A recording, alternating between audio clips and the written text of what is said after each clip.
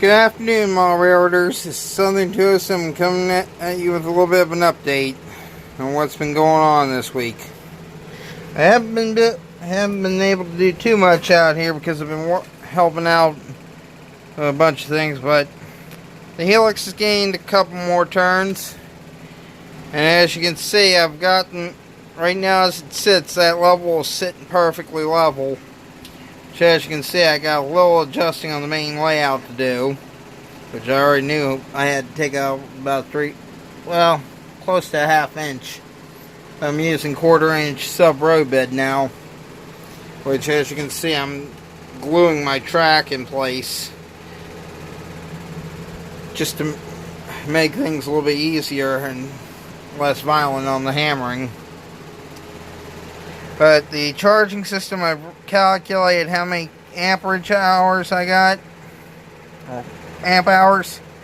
Right now as it sits, we're sitting at 50 amp hours, which it is currently 8 o'clock, and as you can see, the charger is off at night. But if you follow those orange, red and brown wires, what's this? Well, we'll keep on following it. Some big beefy relays. Yes, that is exposed 110, but there's a reason for it. I got sick and tired, which right now I have current going to this, so I have to do the following. Yes, those fans are running currently. And right now it would be on solar if I had the inverter turned on.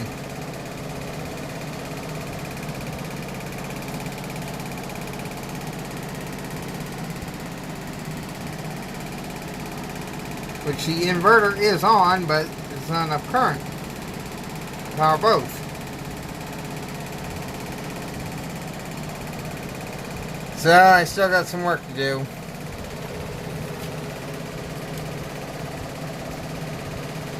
Oh well, that's the beginning of that project. But the next project I gotta get back to in the morning is finishing up the connections underneath this section, as well as, yeah. I know, but I have been so damn busy. I've been, let's see, in the past 2 days, actually since past Sunday, been up to Petersburg, Colonial Heights, which I also caught up when a friend hadn't seen me in almost a year, 6 months since I moved up there, from up there. And she knows something, and I think you guys have too. I don't have a red face anymore. I'm on a new medication called Lexapro. It's helping out immensely. But as things are currently progressing, but there has been a major addition to the wiring over here at the command station. But yes, I am cutting stuff.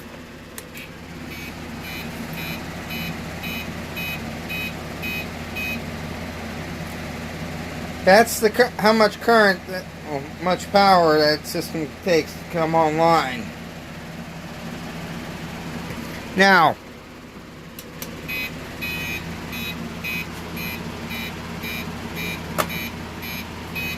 the only drawback with Digitrax,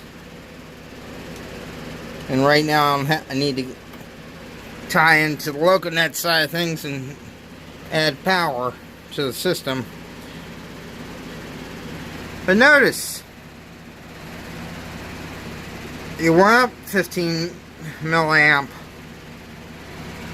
and right now the layout is hot. So in theory I could run a train, but I don't got the rest of the layout cleared off yet. So, but this here is one of the Chinese panel meters that you see on some of the other YouTube channels. The name of the place where I bought this is called Gizmos. Just the what?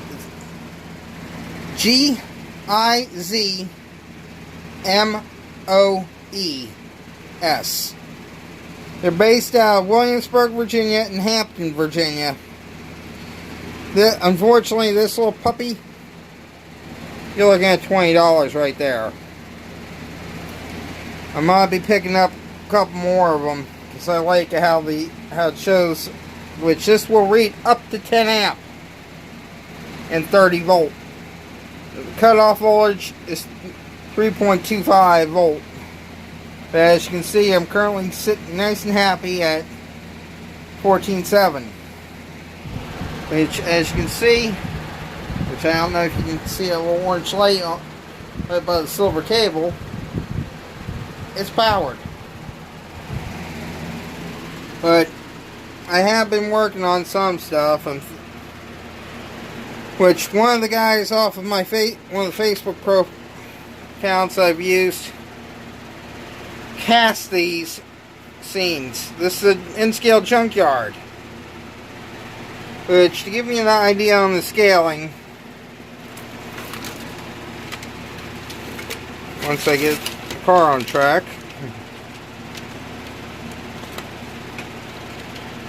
I'm pushing a 50-foot gondola, microtrain gondola beside, so you get an idea how big it is. Other development I got coming is I've located another one of these bad boys.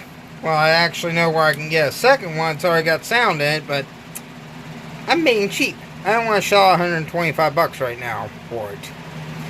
Found just the main mechanism and the tender minus the shell for $40, and it's got the complete steps, which as soon as I get it here I will show you. And plus I'll be placing an order with Shapeways to get the pilot with the adapted piece for microtrain body mounts or pallet mount couplers for this. Next, one of the other projects, which I still got to do the rock yet, and I haven't had the chance to get on the other side of the river yet.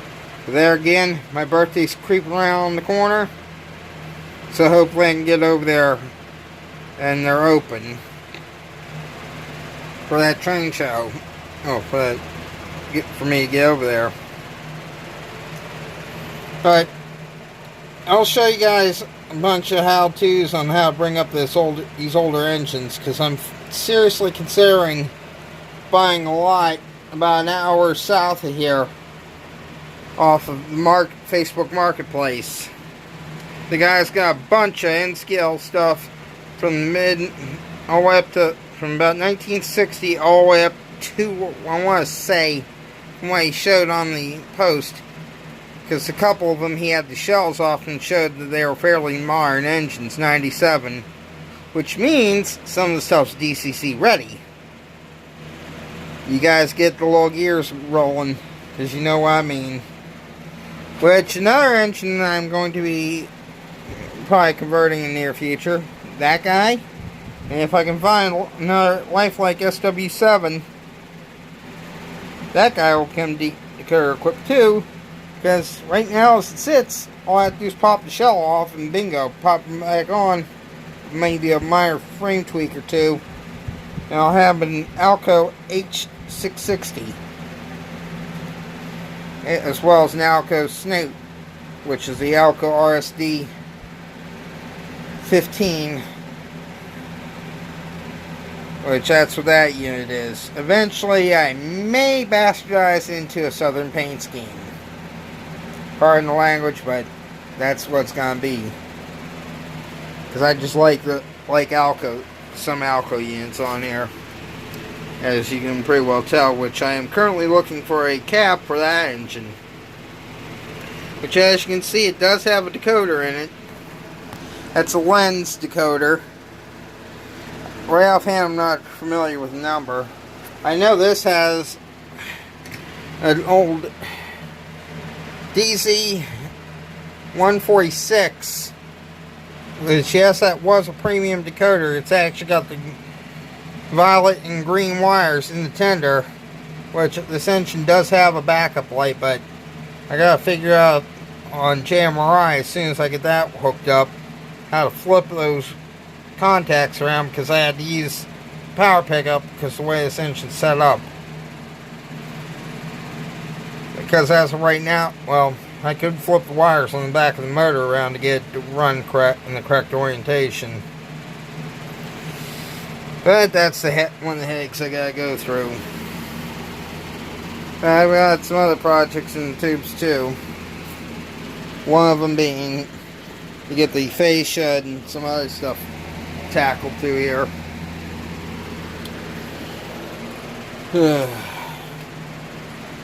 And then I finally got enough plywood, which I've gotten enough lumber now to continue the framing from here all the way around to somewhere over in here, hopefully a little bit further. But it all depends on how my cuts and all that work out. Which from up here on this upper level for now, I'm just going to set it up for DC so I can have a place to piddle around with some of the older DC stuff I still have. Which I have noticed something, and I have a little bit of a confession to make. I made a screw up of school board grade failure. 24 gauge over that long of a run, which mind you, there's no additional feeders power feeds connected to this. To prove that, there's the end of the wire. I had to pull out all the scenery I've already done back to there. Well, actually all the way back to the far end and reconnect everything. And bump it up to at least 18 or 24 gauge, or not 24, but 14 gauge wire. Hey. Oh, well, at least the wire won't go completely to waste. But I got 1,000,001 projects coming. And thank God we're getting close to winter time, so you know what that means. Because unfortunately we're back in the 90-degree days here. Which hopefully in the next day or two I can get back to painting the ties through here and at least get it up to this point done. Which I got the main line ties in. I still got through here to take it back out and prep for a trestle. Yes, it's going to be the old school wood pile trestles, because if you look at the size engines I'm running, you can pretty well imagine how good that engine's going to look running across a wooden trestle.